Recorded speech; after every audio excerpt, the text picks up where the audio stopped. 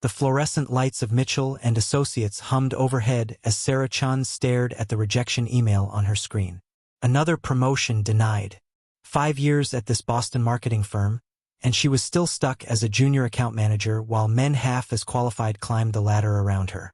She glanced at the framed photo on her desk.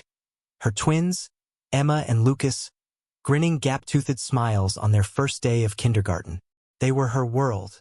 Her reason for enduring James Mitchell's condescending remarks and Linda from HR's passive-aggressive emails about her occasional need to leave early for parent-teacher conferences. It was 6:47 p.m. Most of the office had cleared out, but Sarah was still here, finishing the Henderson pitch that was due tomorrow. The pitch she'd conceived, researched, and designed from scratch. The pitch that would undoubtedly be presented by Derek Walsh, the golden boy who spent more time playing golf with clients than actually working. Her phone buzzed. A text from her mother. "The kids are asking when you'll be home. Lucas won't eat his vegetables without you." Sarah's chest tightened. This was the third night this week she'd missed dinner. She typed back quickly. "Tell them Mommy loves them. Be home in 30 minutes. She hit send on the Henderson presentation at exactly 7:02 p.m. and grabbed her worn leather bag. The elevator ride down felt like descending into freedom. Outside, October wind whipped through the financial district, carrying the scent of roasted chestnuts from a nearby cart. Her Toyota Camry, 11 years old and desperately needing new brake pads, sat in the furthest corner of the parking garage. Economy parking for economy employees, as she liked to joke to herself. The joke felt less funny lately. The drive to Dorchester took 40 minutes through traffic. Sarah lived in a modest 2-bedroom apartment that ate half her salary. The other half went to childcare, student loans from her MBA that hadn't advanced her career one bit, and the mounting credit card debt from emergency room visits when Lucas broke his arm last spring. Her mother, Margaret, was waiting with that look. The one that said, "I raised you better than this," without saying a word. "Mom, I know. I'm sorry." Sarah kicked off her heels and immediately felt 2 small bodies collide with her legs. "Mommy!" Emma squealed, wrapping herself around Sarah's waist. Lucas was more reserved, but his eyes lit up. "Hey, my loves. Did you have a good day?" Over mac and cheese reheated for the 3rd time, Emma chattered about her art project while Lucas methodically separated his peas from everything else on his plate. Margaret watched Sarah with concern. "You look exhausted, sweetheart." "I'm fine, Mom. Just a long day. They're all long days now." Margaret's voice was gentle but firm. "When was the last time you slept more than 5 hours?" Sarah didn't answer because they both knew the truth. She was drowning, and the life preserver kept floating just out of reach. After the kids were in bed, Sarah sat at her tiny kitchen table with her laptop, reviewing next quarter's projections. That's when she saw it. An email from James Mitchell, sent at 8:34 p.m. Subject: Urgent. Meeting tomorrow, 9 a.m. Her stomach dropped. Urgent meetings were never good. She read the brief message twice, looking for clues in the corporate speak. "Please come prepared to discuss your future with the company." Sarah barely slept. She was at the office by 8:15 a.m., her best blazer pressed, makeup carefully applied to hide the dark circles. James Mitchell's corner office overlooked the harbor, a view that cost more than Sarah made in a year. He didn't waste time with pleasantries. "Sarah, I'll be direct. Your performance lately has been inconsistent. Multiple instances of leaving early, declining after-hours client dinners, lack of FaceTime with senior management. Sir, I've exceeded every metric in my role. The Henderson account alone brought in. It's not about metrics." James leaned back in his leather chair, fingers steepled. "It's about commitment, dedication. When I hired you, you were hungry, ambitious. Now, you're distracted. I have 2 young children. I manage my time efficiently. That's exactly the problem." James's expression hardened. "This firm needs people who put the company first, not people rushing out for school plays and sick days. We're restructuring the junior management team. Your position is being eliminated effective immediately." The words hit like a physical blow. "You're firing me? Because I'm a mother? I'm eliminating a position that's become redundant." James slid a folder across his desk. 2 week severance. HR will explain your benefits transition. Sarah stood on shaking legs, the folder clutched in her hands. The harbor view blurred through sudden tears she refused to let fall. Not here. Not in front of him. She walked out of that office with her head high, but inside, her world was crumbling. Sarah sat in her car for 20 minutes before she could drive. Her hands trembled on the steering wheel as reality crashed over her in waves. No job. No income. 2 kids depending on her. Rent due in 12 days. She couldn't go home yet. Couldn't face her mother's worried eyes or explain to Emma and Lucas why Mommy was home in the middle of the day. Instead, she drove aimlessly through Boston, past the brownstones of Back Bay, through the commons where tourists fed pigeons without a care in the world. Her phone rang. Margaret. Sarah answered, her voice cracking despite her best efforts. Mom, what happened? You sound terrible. The dam broke. Sarah pulled over near the public garden and told her mother everything. The firing. The severance that wouldn't cover 2 months of expenses. The suffocating fear that she'd failed her children. Margaret was silent for a long moment. Come home. We'll figure this out together. But Sarah knew there was nothing to figure out. Her savings account had $3,000. Her credit cards were maxed. She'd already borrowed money from her mother twice this year for emergencies. That afternoon, she forced herself to update her resume. Each accomplishment felt hollow now. Led Henderson campaign resulting in $2 million contract. Increased client retention by 37%. Developed innovative social media strategy. None of it mattered. She was just another single mother who couldn't hack it in the corporate world. The rejection emails started within days. Overqualified. Position filled. Not the right cultural fit. That last one stung the most. She knew what it meant. They saw the gap in employment on her LinkedIn. They noticed she had kids. They made assumptions. 2 weeks became 3, then 4. The severance money evaporated faster than morning fog. Sarah started selling things. Her laptop went first, replaced by an old desktop her mother found at a garage sale. Then her good work clothes, the ones she'd splurged on when she thought she had a future at Mitchell and Associates. She took a job waitressing at the Brass Anchor, a seafood restaurant near the waterfront. The hours were brutal, the tips unpredictable, but it was something. She worked doubles on weekends, came home smelling like fried clams and Old Bay seasoning, and collapsed into bed only to wake up at 2 a.m. with panic attacks about the future. One Friday night, the restaurant was packed. Sarah balanced 4 plates on her arms, dodging between tables with practiced efficiency. That's when she saw them at table 12. James Mitchell, Derek Walsh, Linda from HR, the entire senior management team of the company that had destroyed her life. They were celebrating something, champagne flowing freely. Derek was laughing loudly, probably telling another one of his terrible golf jokes. They hadn't noticed her yet. Sarah's heart hammered against her ribs. She wanted to run, hide in the kitchen, call in sick, anything but face the people who'd thrown her away like garbage. But she had rent due, and Emma needed new shoes, and Lucas's inhaler prescription wasn't going to fill itself. So Sarah squared her shoulders, picked up the wine list, and walked toward table 12. James Mitchell looked up from his menu, and Sarah watched recognition dawn across his face. For a split second, something flickered in his expression. Discomfort, maybe, or satisfaction at seeing her brought so low. Well, Sarah. James's voice carried across the table, loud enough that nearby diners turned to look. Found your level, I see. Derek snorted into his wine glass. Linda's eyes widened with barely concealed glee. Sarah's face burned, but she kept her voice steady. Good evening. Can I start you folks with drinks?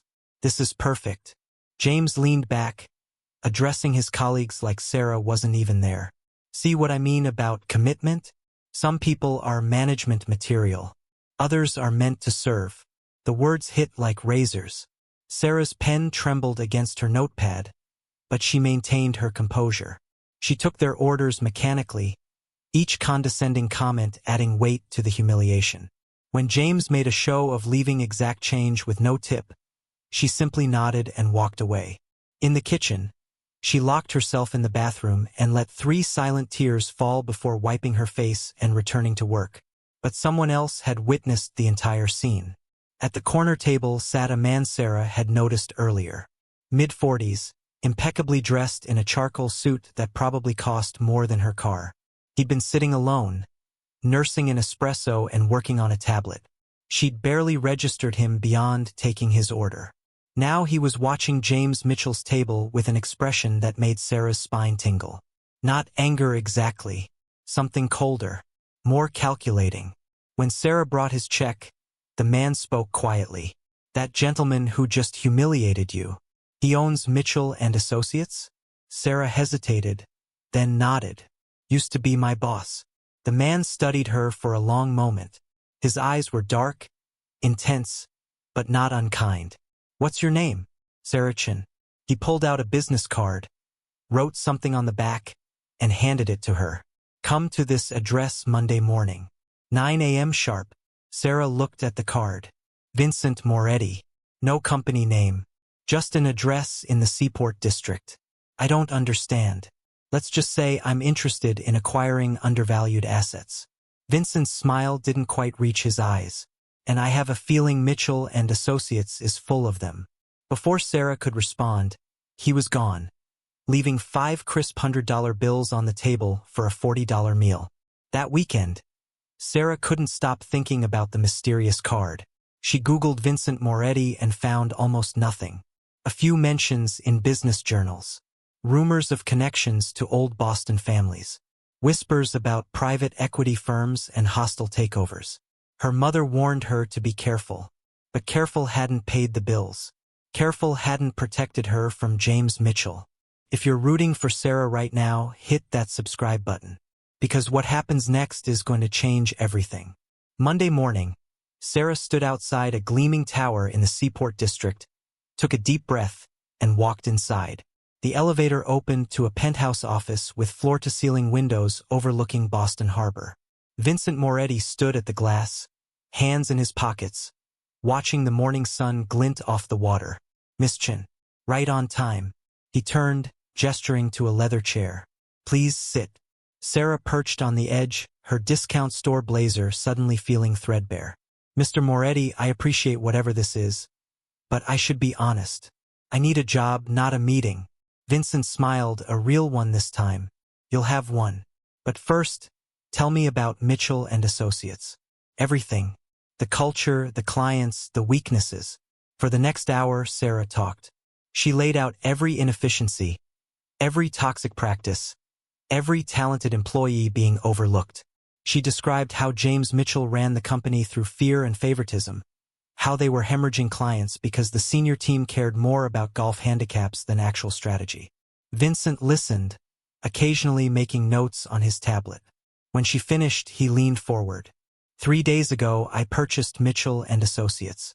James Mitchell doesn't know yet. The board meeting is this afternoon. Sarah's breath caught. You bought the company? I buy a lot of companies, usually to strip them for parts. Vincent's expression hardened. But after watching that display Friday night, I decided this one deserves something different. He slid a folder across the desk. Inside was a contract. Sarah's hands shook as she read the title. Chief Executive Officer. This is insane. I can't be CEO. I was a junior account manager. You were a junior account manager because James Mitchell was intimidated by competent women. Vincent tapped the folder. I've read your work. The Henderson campaign. The social media overhaul. The client retention program that Walsh took credit for. You built that company from the inside while Mitchell played king. Sarah's mind raced. Why me? You don't even know me. Vincent's expression shifted, something vulnerable flickering beneath the hard exterior. My mother raised 3 kids alone after my father died. Worked 2 jobs, never complained. When I made my first $1 million, you know what she told me? That power means nothing if you don't use it to lift people up. He stood, walking back to the window. I watched Mitchell destroy you because you were a mother. Because you had the audacity to have a life outside work. That kind of man deserves to lose everything he built. Sarah looked at the contract. The salary made her dizzy. Health insurance, stock options, a signing bonus that would cover 6 months of rent. What happens to James? Vincent's smile was cold. He'll find out this afternoon that he no longer owns his company, that his new CEO is the woman he threw away, and that his severance package is exactly 2 weeks' pay. Sarah thought about Emma and Lucas, about her mother working overtime to help with childcare, about every condescending comment, every passed-over promotion, every time she'd been made to feel less than. She picked up the pen. The board meeting at Mitchell & Associates started at 3 p.m. sharp. Sarah sat beside Vincent in the conference room, her heart threatening to burst through her ribcage. She'd spent the morning with Vincent's legal team, being briefed on the acquisition details and her new role. James Mitchell walked in at 3:07, coffee in hand, completely unaware. Derek Walsh and Linda followed. They froze when they saw Sarah. "What is this?" James's face reddened. "Security, we have an intruder." "Sit down, Mr. Mitchell." Vincent's voice cut through the room like ice. "I'm Vincent Moretti. As of 9 a.m. this morning, I own 68% of this company. The remaining shares were purchased from your board members who were eager to sell." James's coffee cup clattered onto the table. "This is impossible. You can't just..." And I did." Vincent slid documents across the table. "Everything is legal and binding. Your employment contract has been terminated effective immediately. You'll receive 2 weeks severance, as per company policy." The color drained from James's face. 2 weeks? I built this company from nothing, and you ran it into the ground through arrogance and discrimination. Vincent's expression was granite. Multiple wrongful termination suits waiting to happen. A toxic work environment that cost you 3 major accounts last quarter alone. You're a liability, Mr. Mitchell. James turned to Sarah, realization dawning. "You did this. You bitter, vindictive. Watch yourself." Vincent stood, his presence suddenly overwhelming the room. "Miss Chun had nothing to do with my acquisition. I made this decision after watching you humiliate a former employee at a restaurant. A woman you fired for being a mother. A woman whose strategic vision built half your client portfolio." James looked around the table desperately, but his former allies avoided his eyes. Derek studied his hands. Linda pretended to read documents. Sarah finally spoke, her voice steady. "I didn't come here for revenge, James. I came here because Mr. Moretti recognized something you never did. Talent isn't measured by how many hours you sit in an office or how many client dinners you attend. It's measured by results." She stood, straightening her blazer. "As the new CEO, my first action is restructuring our family leave policy. My second is implementing merit-based promotions. And my third is asking you to clean out your desk." James's mouth opened and closed like a fish. "Your CEO?" Vincent smiled. "Miss Chun starts immediately. You have 1 hour to collect your personal belongings. Security will escort you out." As James stumbled from the room, Sarah felt something shift inside her. Not triumph exactly. Something deeper. The weight she'd carried for months, the constant fear and shame, began to lift. That evening, Sarah drove home in a company car, a BMW that still had the new leather smell. She called her mother from the office, voice breaking as she explained everything. When she walked into the apartment, Emma and Lucas rushed her as always. But this time, Sarah dropped to her knees and held them tight, tears streaming freely. "Mommy, why are you crying?" Lucas asked, worried. "Because I'm happy, baby. So happy." 18 months later, Sarah stood in the same conference room, but everything had changed. The walls now displayed employee recognition awards and family photos. The atmosphere was lighter, warmer, human. Mitchell & Associates had been rebranded as Chun Moretti Strategic Group. The company had grown by 42%, landed 8 major accounts, and been named one of Boston's best places to work by the Globe. Sarah looked at the quarterly reports with quiet satisfaction. They'd promoted 6 women to senior management, implemented flexible work schedules, created an on-site childcare program that other companies were now copying. Profitability had increased precisely because employees were valued, not exploited. Her office door opened. Vincent walked in with 2 coffee cups, handing her one. The board wants to take the company public next quarter. Sarah smiled.